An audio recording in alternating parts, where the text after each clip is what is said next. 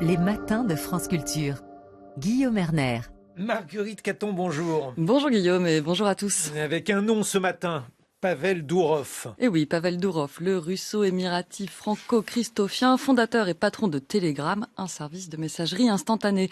Depuis son arrestation inattendue samedi soir à l'aéroport du Bourget, les interprétations foisonnent. Un coup des Américains, une attaque contre Poutine ou contre la liberté d'expression.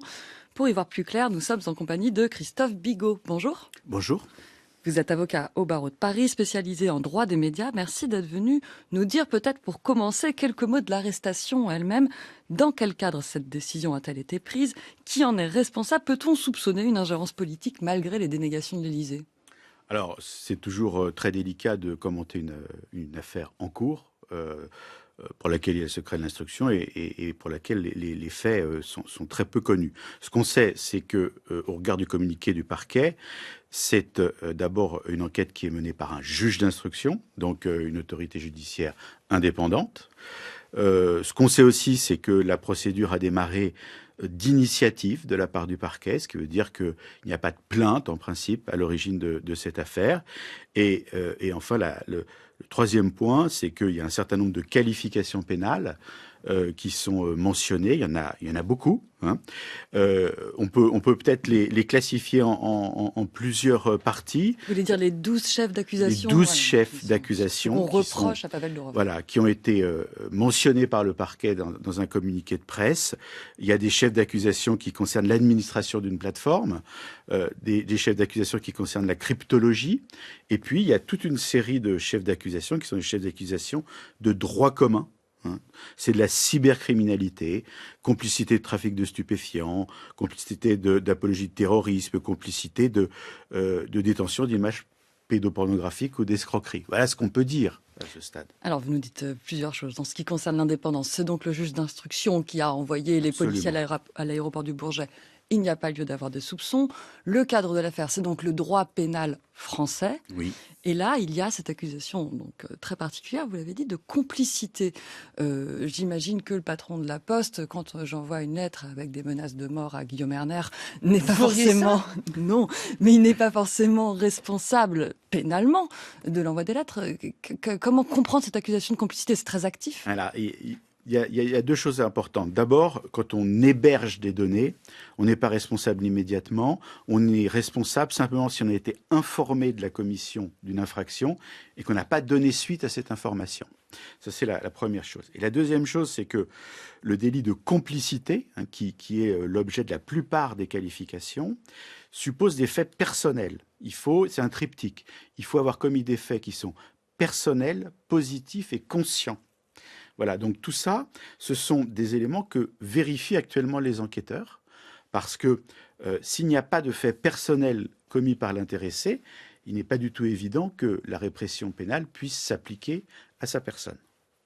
En ce qui concerne la mise à disposition de moyens cryptés d'une plateforme, là, Telegram n'est pas du tout la seule plateforme qui fait ça. Pourquoi Telegram et non pas WhatsApp, Signal, Messenger? On n'a pas de telles poursuites. Alors, je pense que ce qui est important, c'est qu'en effet, Telegram revendique d'être un peu une boîte noire qui protège l'anonymat. Donc évidemment, on est très content de ça quand c'est pour protéger des opposants à un régime autoritaire. On est beaucoup moins content de ça lorsqu'il s'agit de protéger des détenteurs d'images pédopornographiques ou des trafiquants de stupéfiants. Donc là, il y a un enjeu. Est-ce que l'Internet est une zone de non-droit ? Ou est-ce que c'est une zone dans laquelle va s'appliquer le droit? Et pour que le droit s'applique, il faut qu'on puisse percer l'anonymat. Donc tout l'enjeu du modèle économique de Telegram, c'est justement la protection de cet anonymat. Donc c'est pour ça, je pense, que cette plateforme est plus que les autres dans le viseur des autorités judiciaires. Et son patron, personnellement responsable. Ça aussi, c'est classique en droit? Personnellement responsable. Si vous voulez, en tant que chef d'entreprise, il est contraint de mettre en œuvre un certain nombre d'exigences juridiques. Il peut les déléguer, mais ensuite, à un moment donné, il faudra évidemment caractériser des faits personnels de Pavel Dourov. Voilà. Et ça, pour l'instant, on ne sait absolument pas quels sont les faits personnels qui lui sont reprochés.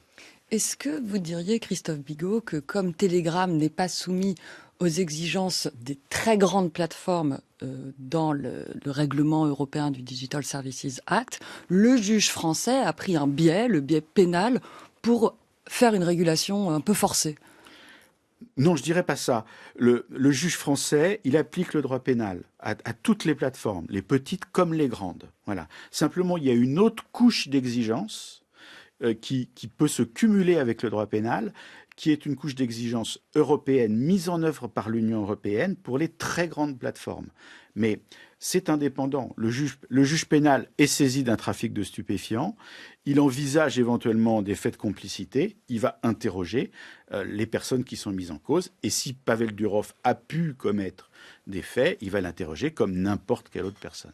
Vous l'avez dit, Telegram narguait un peu les autorités avec ses revendications de boîte noire. Est-ce qu'on peut envisager que d'autres plateformes se retrouvent dans la même situation, là?